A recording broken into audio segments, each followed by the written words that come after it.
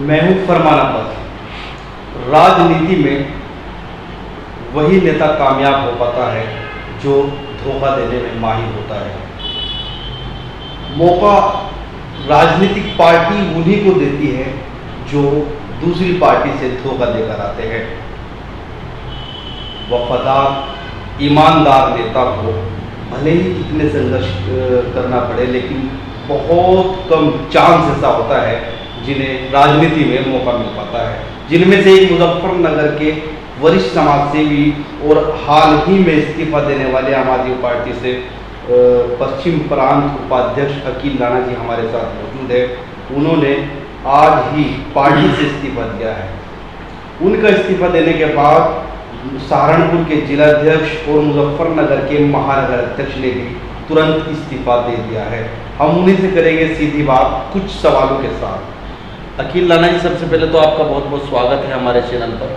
बहुत बहुत आपका भी बहुत बहुत स्वागत, बहुत बहुत धन्यवाद। पहला सवाल मेरा ये है कि आपने इस्तीफा दिया है अचानक, इससे पहले कोई खबर नहीं आई, क्या वजह थी इसके पीछे जो आपको इस्तीफा देना पड़ा पार्टी से? नहीं फरमान बाबू, हम किसान की, गरीब की, मजदूर की लड़ाई लड़ने वाले लोग हैं। हम संघर्ष करने वाले लोग हैं, मेहनत करने वाले लोग हैं। अब हम जिस पार्टी में भी जाते हैं तो हम ये सोचते हैं पहले तो वो सेकुलर पार्टी हो, जिसमें हर जाति, हर बिरादरी, हर धर्म का आदमी हो। हम सेकुलर लोग हैं, हर जाति, हर वर्ग का आदमी हमारे साथ जुड़ा है। तो यह सोच के कि जब आम आदमी पार्टी बनी तो दिल्ली में आम आदमी पार्टी ने, आदरणीय केजरीवाल जी ने, संजय सिंह जी ने, जो भी जिम्मेदार थे, जो वादे दिल्ली सरकार से किए, दिल्ली की जनता से किए, वो वादे पूरे किए। पंजाब में सरकार बनी, वहाँ भी किसानों से, मजदूरों से जो वादे किए वो पूरे किए गए और एक ईमानदार पार्टी है। उत्तर प्रदेश में भी जात, बिरादरी, धर्म के नाम पर लोगों को बहुत छला गया। तो हमने ये सोचा कि यह पार्टी उत्तर प्रदेश में भी किसान को, गरीब को, मजदूर को राहत दिलाएगी और यहाँ अपने पैर पसारेगी, लोगों को साथ जोड़ेगी। लेकिन ऐसा कुछ नहीं हुआ। उत्तर प्रदेश में पार्टी चल नहीं पाई, निष्क्रिय रही। हमने बड़ी मेहनत की, सब लोगों को जोड़ने का प्रयास किया। उसके बाद में 1-1.5 साल से ऐसा रहा कि आदरणीय केजरीवाल जी हों, संजय सिंह जी हों, सिसोदिया जी हों, तमाम पार्टी के नेताओं को भारतीय जनता पार्टी में जेलों में डालने का काम करा, लेकिन हम वहाँ भी नहीं हटे। ये हो जाएगा कि हम पार्टी छोड़ के भाग गए। बराबर हम संघर्ष करते रहे, जिला लेवल पे भी और दिल्ली में भी, और जहाँ जहाँ की हमें जिम्मेदारी दी गई। मुजफ्फरनगर के हम रहने वाले हैं।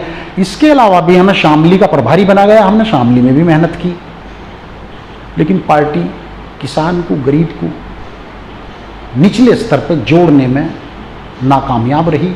अब नाकामयाब रही तो हमारा क्या औचित्य है पार्टी में रहने का? उस पद से निराशा। बिल्कुल, बेशक, बिल्कुल।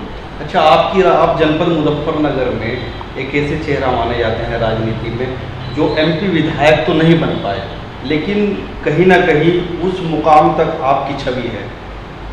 लोग उसी नज़रिए से आपको देखते हैं। आखिर वजह क्या रही कि आज तक आप कई दशक आपको राजनीति में हो गए, लेकिन आपने मंत्री या विधायक का कोई सफर तय नहीं किया? क्या वजह रही? नहीं फरमान बाबू, हम तो यहाँ सही मायने में कॉलेज टाइम के बाद, कॉलेज टाइम से हमने राजनीति शुरू करी। उसके बाद हम यहाँ हमारे क्षेत्र में कांग्रेस में था मैं बचपन से ही। उसके बाद हमारे यहाँ इंडस्ट्रियल एरिया बहुत बड़ा है, तो यहाँ ट्रेड यूनियन संगठन हुआ करते थे। एटक होती थी और सीटू होती थी। सीटू होती थी मार्क्सवादी कम्युनिस्ट पार्टी और एटक होती थी भारतीय कम्युनिस्ट पार्टी। एक होती थी INTUC, Indian national trade union Congress. तो हमने छात्र जीवन से ही मजदूर की राजनीति की, मजदूर का पूरी ईमानदारी के साथ उसका काम किया, उसका फैक्ट्रियों में शोषण होने से रोका। तमाम इंडस्ट्रियों में इंटक के झंडे को, कांग्रेस पार्टी के झंडे को हमने लहराने का काम किया। हमें ये उम्मीद नहीं थी कि हम एमपी एमएलए लड़ेंगे। इत्तेफाक से उस समय हमारा कांग्रेस से मोह भंग हो गया। हमने पासवान जी की पार्टी ज्वाइन कर ली, उन्होंने हमने यहाँ असेंबली का इलेक्शन लड़ा लिया। अब वो हमारी गलती थी या जो भी थी, जवानी का जोश था, हम एमएलए लड़े। तो उसके बाद से पार्टियों में हम जरूर रहे, राजनीतिक दलों में हम रहे, लेकिन हमें वही आदत है कि किसान की, गरीब की, मजदूर की लड़ाई सड़क पे लड़ने की। किसी पार्टी में न रह के हमने अपना इंडिपेंडेंट मोर्चा भी चलाया, राष्ट्रीय जनसंघर्ष मोर्चे के नाम से 10 साल तक चलाया। उसमें गरीब की मजदूर की लड़ाई लड़ी। तो हमें तो ये उम्मीद भी नहीं थी कि हम MP MLA लड़ेंगे।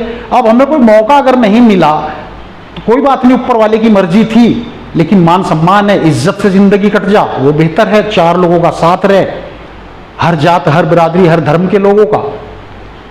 लेकिन राजनीतिक दलों में जाके अगर भी हम किसान की, मजदूर की, गरीब की लड़ाई ना लड़ पावे तो उस दल में रहने से कोई फायदा नहीं है। उसमें हमारा क्या औचित्य है फिर उस दल में रहने का। अच्छा, किन परेशानियों का सामना करना पड़ रहा था आपको आम आदमी पार्टी में रहते हुए? क्या आप आम जन की आवाज़ नहीं उठा पा रहे थे?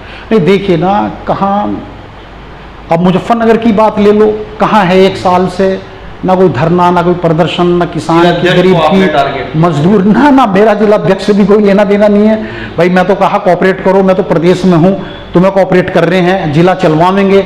लेकिन वो अपने साथ 4 लोग जोड़ने में नाकामयाब रहे तो कैसे चलेगा? अब जिला अध्यक्ष के साथ अगर 4 लोग भी नहीं जुड़ पाड़े तो इसमें मेरी गलती थोड़ी है। 10 सालों से एक ही जिला अध्यक्ष। देखिए, किसी भी राजनीतिक दल में आप कांग्रेस देखो, समाजवादी देखो, अदला बदली होती रहती है, साल 2 साल 4 साल कोई रहा उसे अदल बदल दो। लेकिन यहां 10 साल से एक जिला अध्यक्ष बने बैठे हैं तो कैसे पार्टी चलेगी 10 साल से? और वो काम करने को तैयार नहीं है। आदरणीय संजय जी की नॉलेज में है कि भाई जिला कैसा चल रहा है, उन्हें बताया गया, अब वो नहीं चलवाना चाह रहे तो उनकी मर्जी है। पार्टी के केजरीवाल जी मालिक हैं, संजय सिंह जी मालिक हैं, वो अपने इस तरह से चलावेंगे। लेकिन मेरी नज़रों में पार्टी पश्चिम उत्तर प्रदेश में कहीं स्टैंड नहीं कर रही, कहीं मुकाबले में नहीं है। जी, आपके इस्तीफा देने के बाद लगातार 2 इस्तीफा आए हैं अचानक। सहारनपुर के जिला अध्यक्ष ने इस्तीफा दे दिया और जो मुजफ्फरनगर के नगर अध्यक्ष हैं जसकरण सिंह, उन्होंने भी तुरंत इस्तीफा डाल दिया। इसके पीछे की वजह क्या है, राज क्या है? नहीं, मैं तो इसमें कोई राजनीति नहीं है ना, मैंने किसी से कहा कि मेरे साथ छोड़ के पार्टी आओ। मैं तो 1 साल से, अगर संजय जी जेल में ना होते मैं तभी पार्टी छोड़ देता, पार्टी के हालात देख के। लेकिन क्योंकि वे जेल में थे तो मेरा पार्टी छोड़ना अच्छा नहीं लगता था। अब वो बाहर आ गए, पार्टी चला रहे हैं, मैं देख रहा हूँ कि पार्टी निष्क्रिय है तो मैंने छोड़ दी। चर्चा ये भी है, कहीं ऐसा तो नहीं कि भाजपा सरकार के लगातार जो है आम आदमी पार्टी के नेताओं पर हमले हैं जारी हैं? पहले संजय सिंह को जेल भेजा जाता है, उससे पहले मनीष सिसोदिया को, फिर उसके बाद अरविंद केजरीवाल को जेल भेजा जाता है। पार्टी छोड़ने की कहीं ये वजह तो नहीं है ना? इसमें कोई नहीं। इसमें तो पार्टी के एक कार्यकर्ता ने दिल्ली जाके सिसोदिया जी की गिरफ्तारी पे, संजय जी की गिरफ्तारी पे, केजरीवाल जी की गिरफ्तारी पे अपने जिले मुजफ्फरनगर में भी डट के मुकाबला करा प्रशासन का और आवाज़ उठाई बुलंद करके, और दिल्ली में भी जाके वहाँ प्रशासन से भिड़ने का काम करा। पूरी मजबूती के साथ में आवाज़ उठाई पार्टी के एक कार्यकर्ता ने। ना उस डर से बौखलाया कार्यकर्ता, ना हताश हुआ, ना निराश हुआ। लेकिन पार्टियों की उत्तर प्रदेश में नीतियों को लेकर चलाने का जो ढंग है उससे जरूर कार्यकर्ता हताश और निराश है। अच्छा, जिस तरीके से आप राजनीति की अगर बात करें तो राजनीतिक पार्टियां जो है वो किस तरह के नेता पसंद करती हैं? आपको आप फरमान बाबू, आप भी पत्रकार हैं, सारी स्थिति समझते हैं भाई। चापलूसी और पैसे का बोलबाला राजनीति में ज़्यादा हो रहा है। अब कोई ईमानदार आदमी तो पैसा दे नहीं पाएगा, धरने प्रदर्शनों में, जल से जुलूसों में खर्च कर सकता है, लेकिन रिश्वत दे के टिकट ला के कौन ईमानदार आदमी रिश्वत दे के टिकट लाएगा?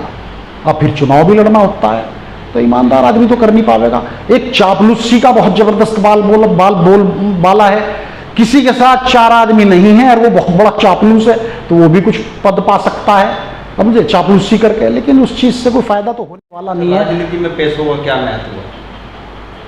किस तरह का पैसा? राजनीति में जो पैसे वाले होते हैं, उद्योगपति होते हैं, उन्हें जल्दी मौका मिल जाता है। भाई जल्दी मौका इसलिए है कि देखा नहीं आपने क्षेत्रीय पार्टियों में, बहुजन समाज पार्टी खासतौर से ले लो, किसी पर आरोप लगाने से तो कोई फायदा नहीं है।